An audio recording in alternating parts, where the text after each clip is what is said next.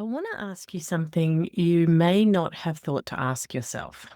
When parenting gets hard, not the day to day difficult, but the moments that stop you, the patterns that keep repeating, the questions that feel too big for a Google search, who do you actually talk to? Sit with that for a second.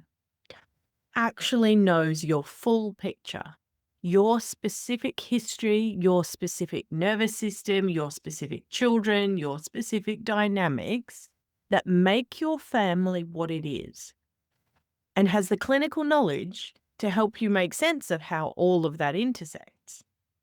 For most parents, when they really sit with that question, the answer is somewhere between not really anyone and my partner, who's also in the middle of it. That's the guidance gap. And today we're naming it. Welcome to The Family Architect. I'm Philippa Scott, and this is episode 32, the second in our current arc on shame, guidance, and what it looks like to have genuine support.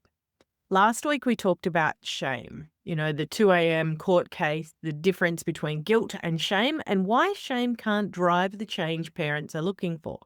If you haven't heard that episode, go back. It's the foundation for today. But today we're going to talk about the guidance gap and why most parents are navigating the most demanding relational and developmental work of their lives without a single person in their corner who actually knows the full picture. What they're getting instead, and why more information is often making the problem worse rather than better. So let me walk through where parents actually go when they need support, because I think naming these specifically is more useful than a general observation that support is lacking. Source number one, Google.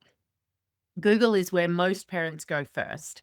You type something into a search bar, sometimes in the middle of the night, sometimes immediately after a hard moment, and you get a list of articles, forums, advice columns, and, listicles.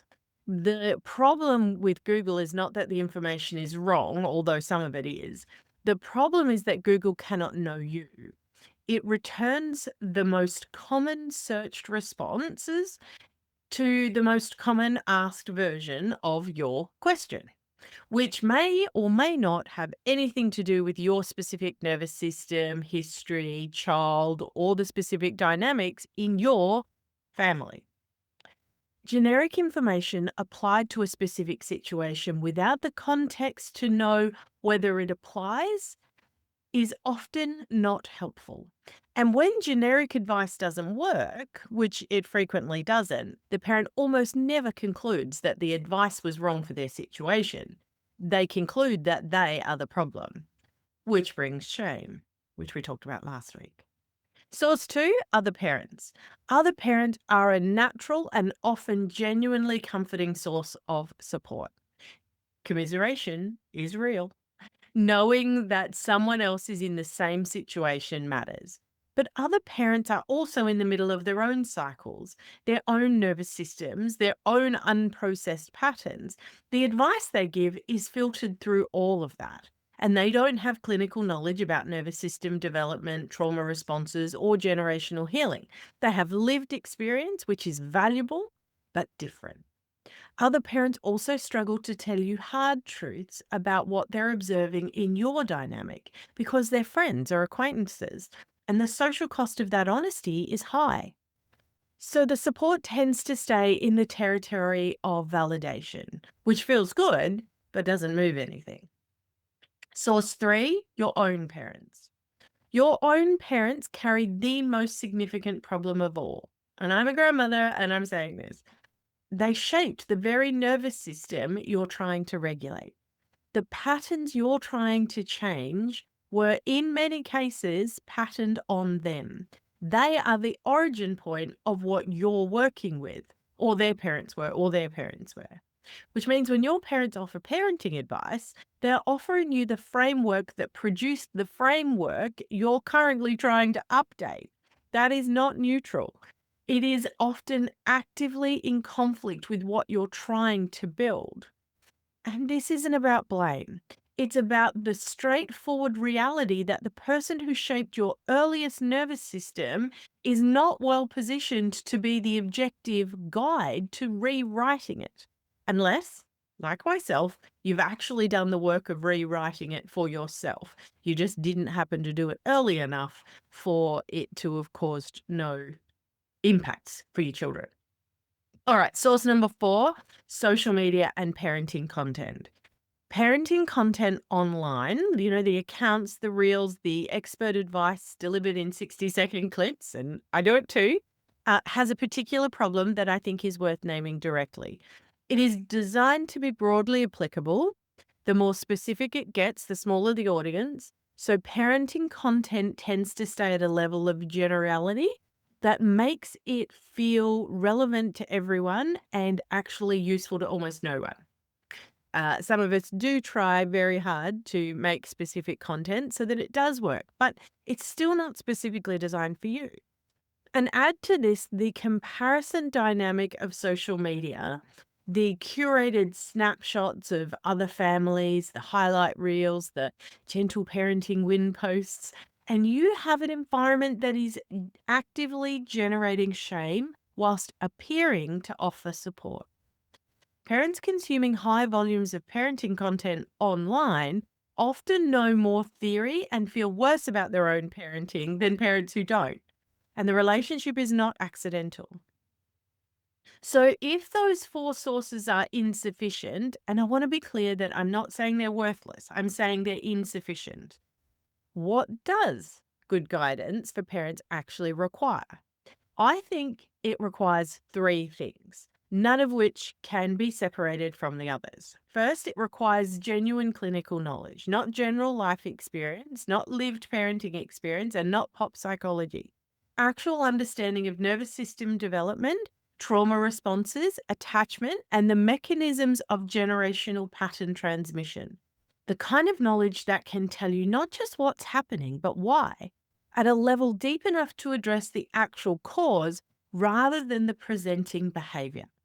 Second, it requires knowledge of you specifically, your history, your nervous system, the particular way your patterns present, the specific dynamics in your family, your childhood experiences that shaped your threat responses.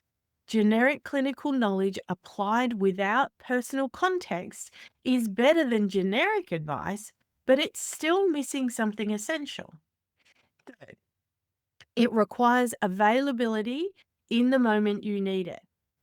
Hard parenting moments do not schedule themselves around your next therapy appointment. The 9 p.m. meltdown, the 6 a.m. rage spiral, the Saturday afternoon when everything falls apart at once, these are the moments where support matters most. And they are exactly the moments where most formal support structures are unavailable. Clinical knowledge plus personal knowledge plus accessibility. Most parents have none of these. Some parents with significant investment might access one. There's a concept I want to introduce to you today because I think it names something important. Most mothers have never had a mentor, not in the parenting sense, not someone who combined genuine knowledge of maternal transition, nervous system development, and generational healing with genuine knowledge of her specific situation and was available to her in the moments that mattered, not just in a scheduled appointment once a fortnight. Previous generations had versions of this sometimes. A grandmother who'd seen it all, the generation, the community elder, the experienced woman in the village who knew you and knew what you carried. These were imperfect and often limited by their own cultural frameworks, but they existed. The relational container of experienced, knowledgeable, personal, connected guidance existed. That container has largely dissolved. We have information instead. We have access to more parenting knowledge than any previous generation, delivered through screens in the context of complete social isolation, where we often don't know our neighbours and rarely see extended family. Information is not mentorship. And the difference matters enormously because information answers the question you asked. A mentor helps you ask the right question. Next week, we're going to talk about what that mentor actually looks like and specifically about a resource I've built for exactly this gap. But I want to earn that conversation by making sure today's episode has done its job first, because the resource only matters if you understand the problem it's solving. The guidance gap is real. The shame it produces, the sense that you must be doing it wrong if you need help, is a lie that the gap itself generates. Needing good guidance is not weakness. It's the entirely rational response to having been handed the most demanding relational job of your life without a map or a mentor. The Wired quiz is in the show notes, and it's a good starting point for understanding what's specifically activating your nervous system. The Regulated Mother Method is also there for when you're ready to do the deeper work, and the link is in the show notes, along with the Reclamation Challenge, which you can work through. I'm Philippa Scott. This is The Family Architect. See you next week.